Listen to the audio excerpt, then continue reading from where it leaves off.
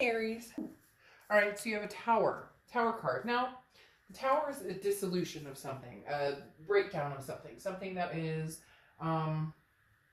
torn down, gone up in flames. Now, doesn't mean that there isn't a foundation lying in the ashes. It doesn't mean that there isn't a strong foundation beneath whatever the tower moment is, okay? But it does mean something came to an end, or there was some sort of crash and burn, unexpected news, unexpected breakup, whatever it is. The Tower card definitely represents something unfolding that it can be uncomfortable, or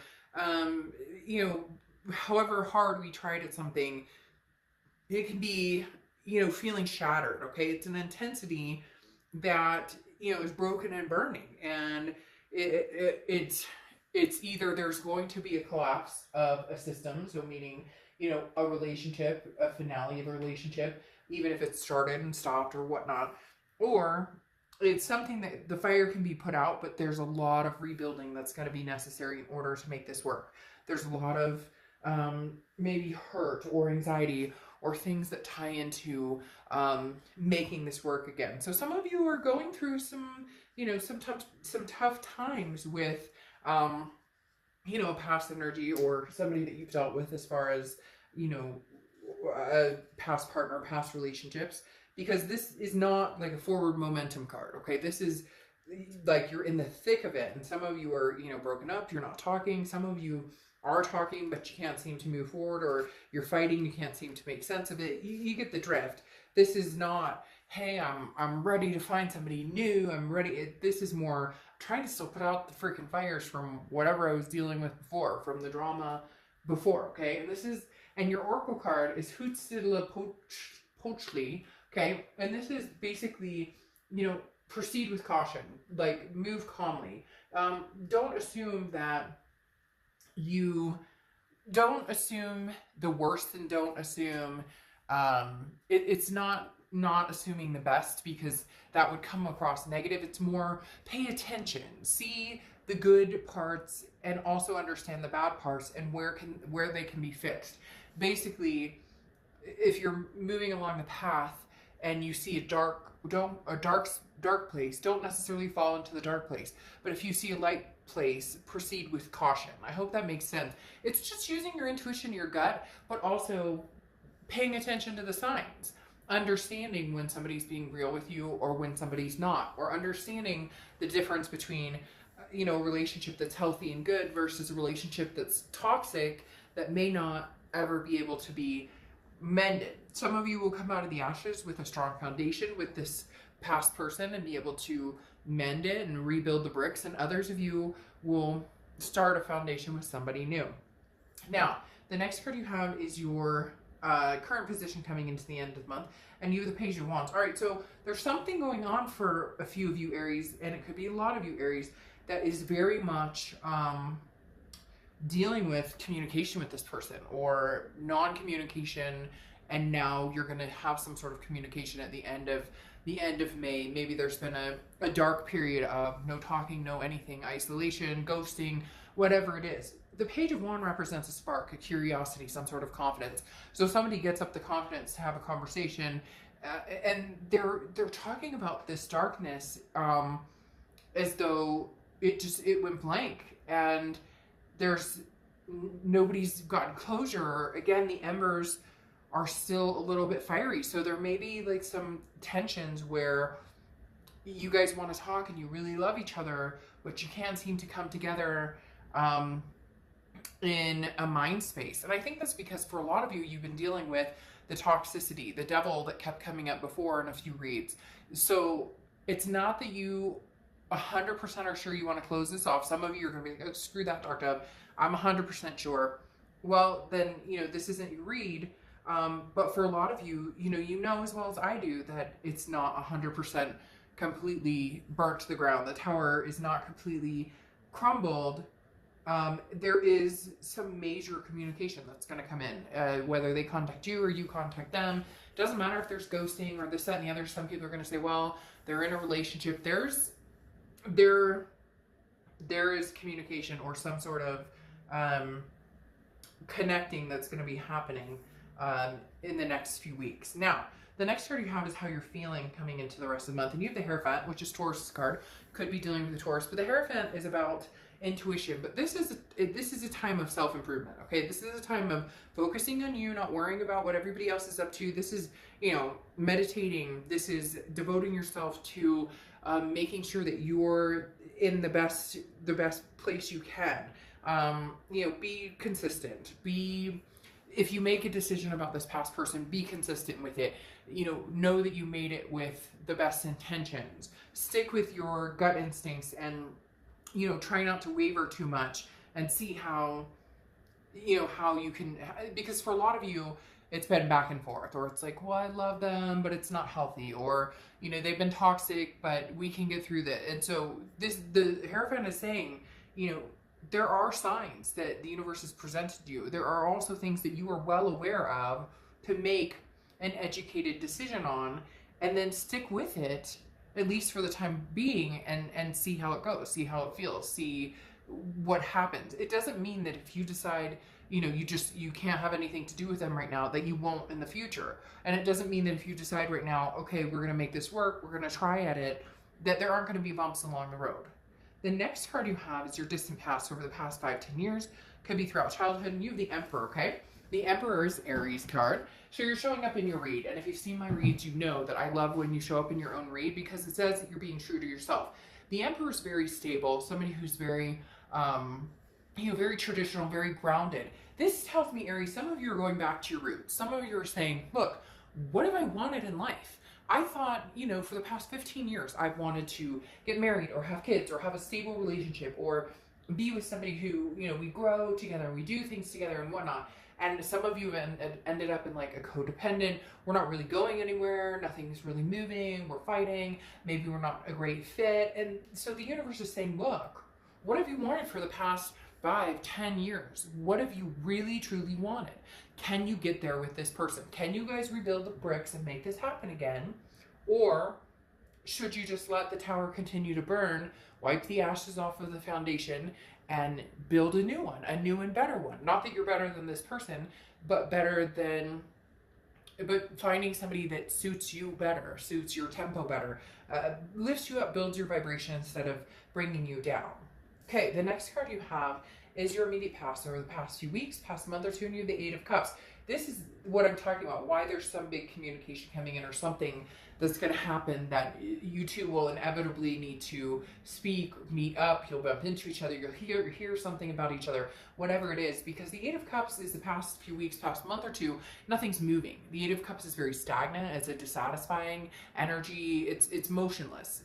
Nothing's going in either way. You're not looking for a bunch of other cups, but you're not sure about this cup either. You're keeping this cup over here. So you still love this person and you still have a very, very strong connection. And for some of you, you are in the thick of it. There is a shitstorm going on. Excuse me, but for some of you there is, and you know that.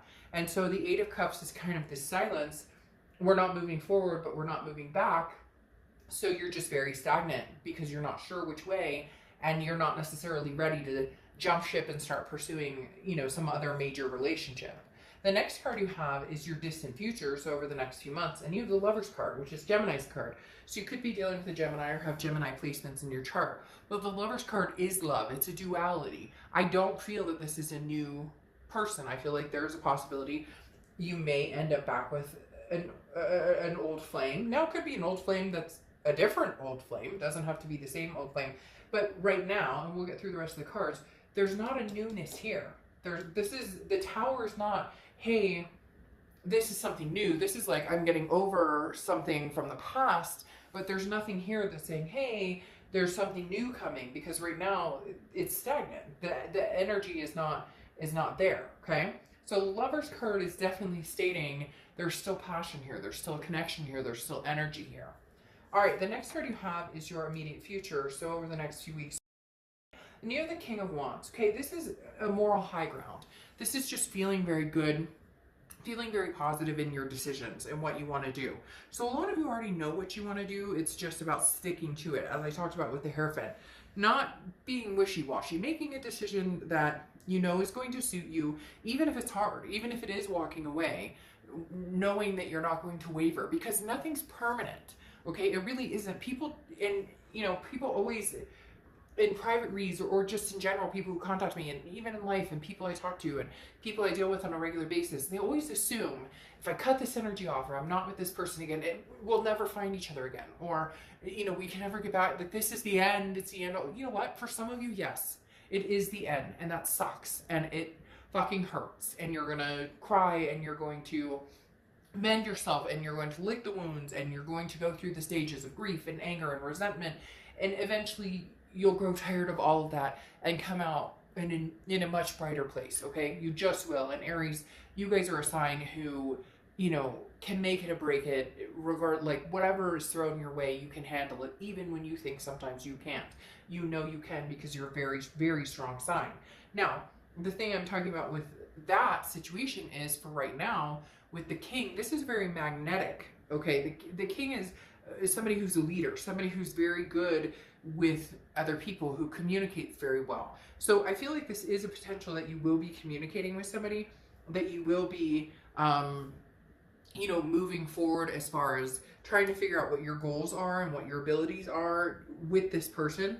But communication is key, because the King of Wands is somebody who, you know, has a lot to say, but is very eloquent in saying that, and then very good at getting their point across. So there may be a possibility for you guys to get together in the future, okay, or to reignite some sort of passion. But the King of Wands is, look, we need to have a conversation. We need to talk. This person is very drawn to you, Aries. And yes, for some of you, it's a codependency, that they're very, like, they're used to it, and so you really have to have that conversation. You know, do we still love each other, or is this just a commonality of, you know, we're so used to this that we don't know how to let it go, and then it's, well, I'd have to get back out there, and what if I never find anybody? So you need to draw the line between, you know, reality and fiction of what the right decision is for you. But at the end of the day, the King of Wands is able to express what they want, what they truly value, and that's going to be a very important key for the rest of this month and going into June. How you guys can successfully communicate, if you can. Because there's somebody out there who, like, doesn't listen. So you could repeat yourself over and over. That's what I was talking about with this Emperor.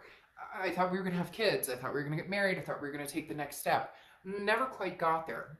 And this is you kind of putting your foot down, saying, you know, I'm not budging in what I'm looking for, and if it's not with you, then it's not with you.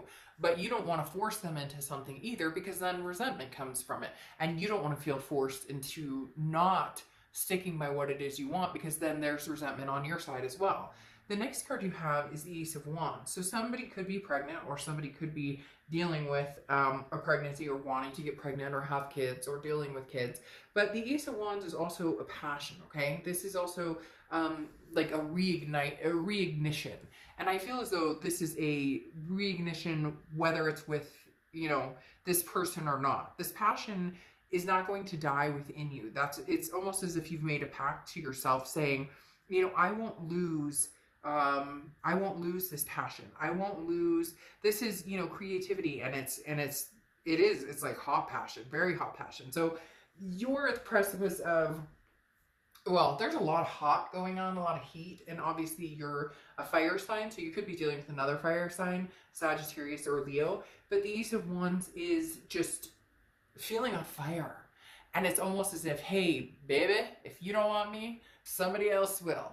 I can't explain it. The Ace of Wands is you knowing that even if it's past hunka burning love coming back in, or eventually it's going to be somebody new, you're feeling that vibration of being ready to accept and give love. Okay, the next card you have is the Queen of Pentacles, which is how you're feeling throughout the end of the month. The Queen of Pentacles is very maternal, paternal, wants to take care of somebody, wants to be loved and taken care of in return. However, she or he, I don't apply sexist cards, has grown very wise, okay? They've learned their lesson, so you're not going to repeat the patterns. Either this person steps up, you guys can make this happen, or they don't. Now, cross watchers, as I said, it can be reversed. So it could be about, you know, Aries needing to step it up. But the biggest thing here is I give what I receive. So if you're going to be with somebody who doesn't treat you well, doesn't have time for you, isn't attentive, doesn't want to work things out, doesn't want to move forward with maybe the plans and energy you once had, then you're not going to put a lot of energy into making this happen again or to reuniting. Now, your hopes and fears is the Four of Wands. The Four of Wands I love because this is resting, this is a happiness, this is a first completion. I do feel for some of you this first completion is getting over the past and possibly having a new beginning with this person. Could be a new beginning with somebody else. I know there's going to be people out there who are like, oh, no, I'll never go back to the past. But you have to admit you're a little curious because you are watching this video.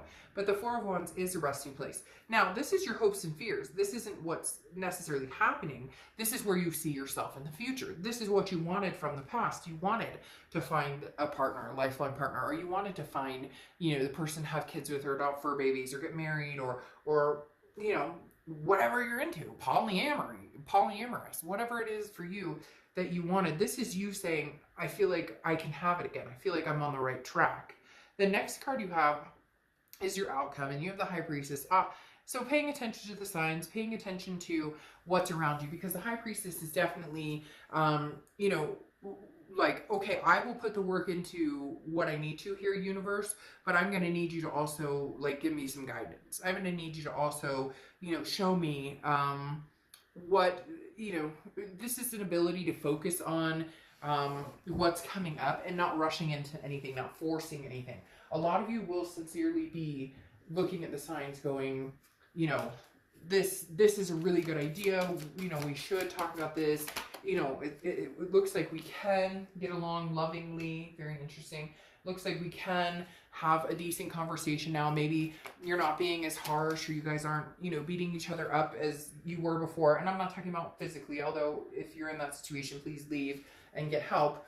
But I'm talking about, mentally beating each other up or verbally or whatever, just taking stabs at each other as every couple, for the most part has done, or especially if there's breakups or hurt feelings or whatnot. So, like I was saying, with the High Priestess, you'll have this intuition, this gut that either, yes, it's okay, we can put out these flames and we can kind of rebuild, or no, like it's completely destroyed and I can't go forward. However, interestingly enough, you have the Page of Cups, which is looking at things through loving eyes, which is seeing the love in everything, which is seeing the potential in everything.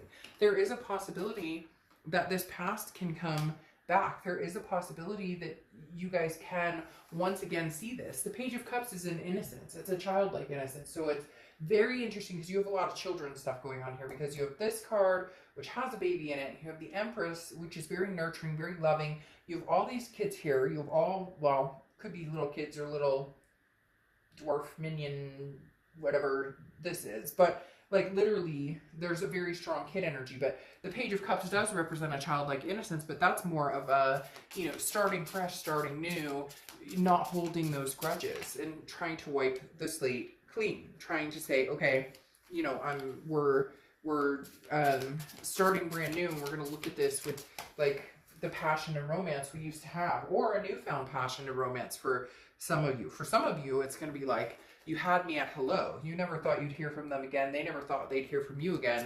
And it's almost like, okay, I knew that if they ever came back around and if they ever came back around and communicated with me with this Page of Wands, then I knew that we would be, moving somewhere. Okay, now, then you have the Three of Wands here, which kind of goes along with the Four of Wands, your hopes and fears, but this is the beginning stages of it. This is getting to where you want.